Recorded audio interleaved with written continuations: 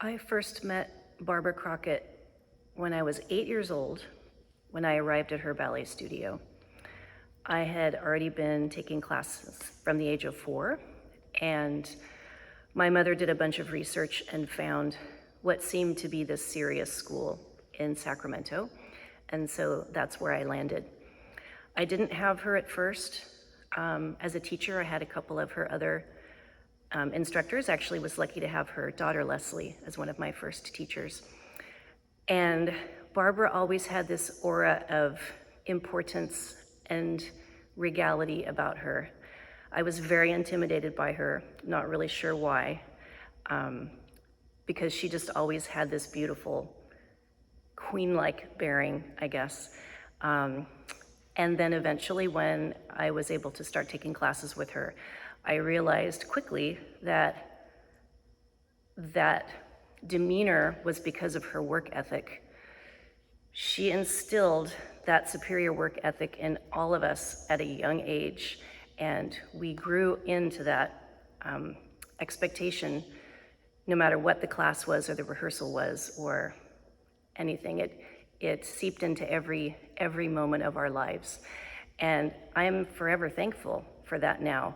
When I was younger, I used to get in trouble a lot in ballet class. I think I was a talker. And she changed that right away. That was gone very quickly.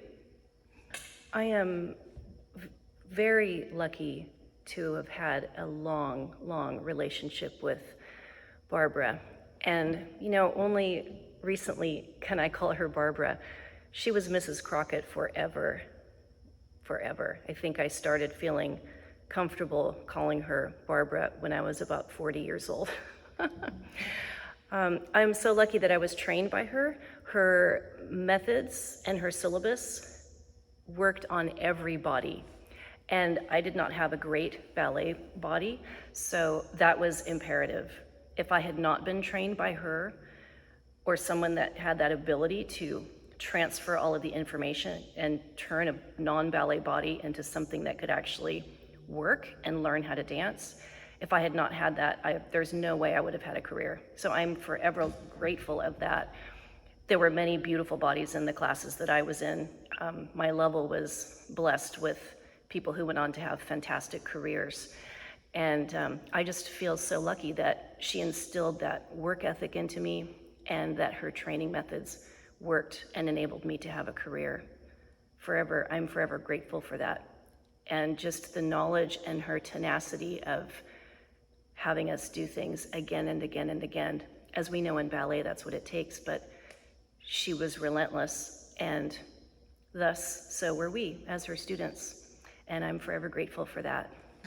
I have a couple of stories that I enjoy remembering about Mrs. Crockett, and one of them is only enjoyable now. It was not enjoyable at the time at all. It was my first festival. I think I was 14 years old, and we were at the gala banquet, and I arrived late for some reason, or I wasn't late, but I was the last person to arrive. And the only seat available at my company's table was next to her. So I sat down and I looked at the place setting, and there were several forks, a spoon above the plate. I'd never seen that in my life. And so I was sort of slightly horrified sitting there wondering what fork to use. And of course I had the example next to me. She knew what fork to use. And then she took her knife and fork and started cutting her salad leaves. And I thought, oh, I am sunk. I am sunk here. But it was fine. She was very lovely and, of course, polite, and she was just such a dear woman. So it was all fine. But I do remember the desserts came. Not a person at our table ate the dessert, including her. So I love that story now. It was a little more terrifying at the time. About 15 years ago, she and I went to the CPYB teacher training course together. And that was just a phenomenal experience. Just being with her for a week and being immersed in that kind of a teacher course, which was wonderful. It was a bit intimidating because we were sharing a hotel room to save on some money. So we flew together, we rented a car together.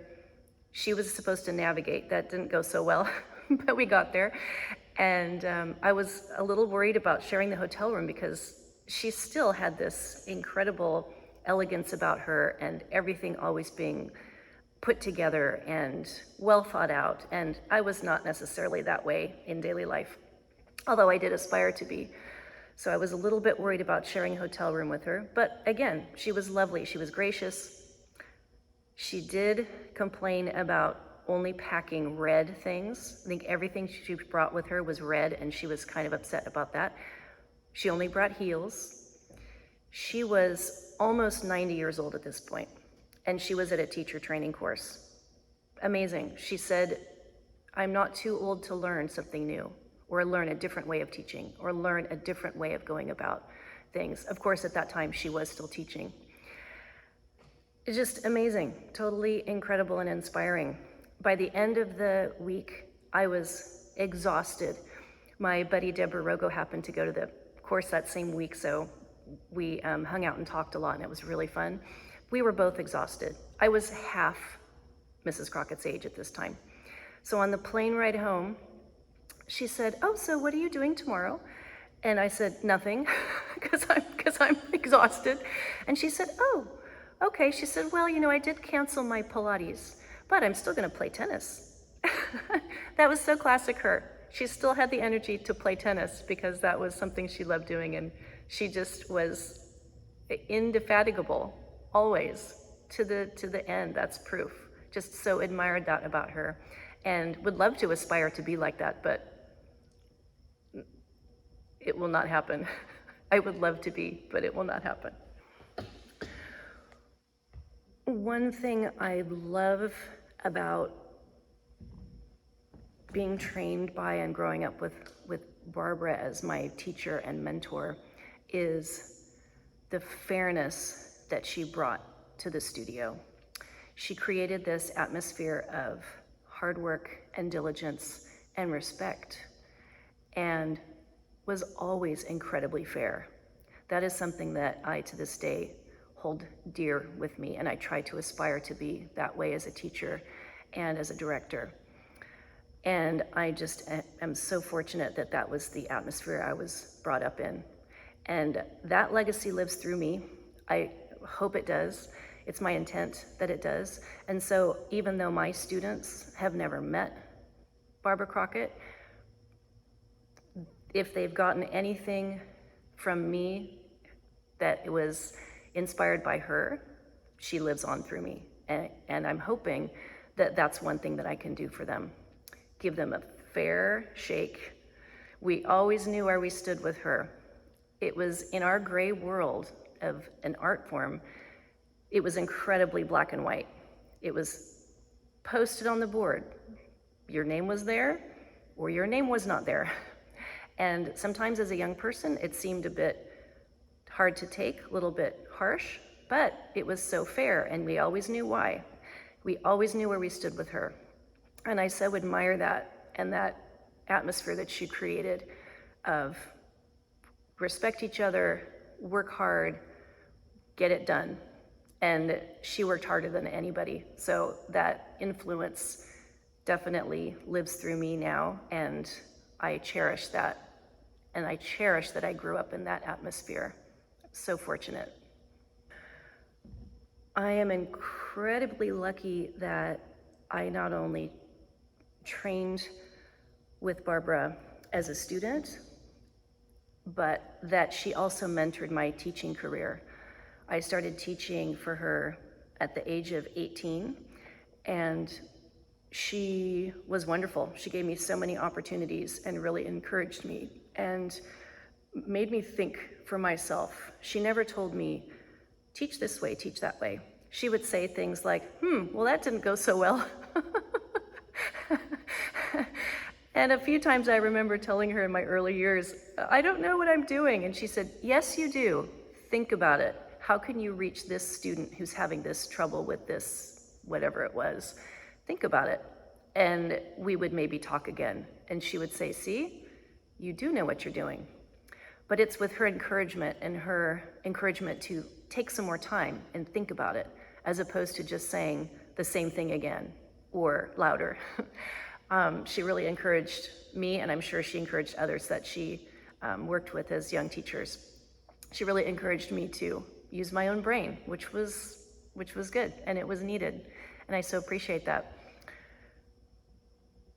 I'm very lucky that my ballet career was in Sacramento, and I was under the direction of Ron Cunningham and his wife Karine Binda for many, many years, and several times it worked out that I was able to go and get some coaching from Mrs. Crockett, and that was just spectacular. It was usually Swan Lake, and just her nuances and the things that she said or the look in her eye were so wonderful. I learned so much by just watching her mark parts of Black Swan Pas de Deux. Just that flicker of Odile was just still there. Just so much fun. So I'm so grateful that I was able to have a career and then work with her now and then on the side as well. So fun. And during my career, I also kept teaching for her. So I kept learning. And my whole career, I'm still learning, because I'm still trying to uphold her standards, which I don't know if that's even possible. The fact that I'm trying, I think, is the path.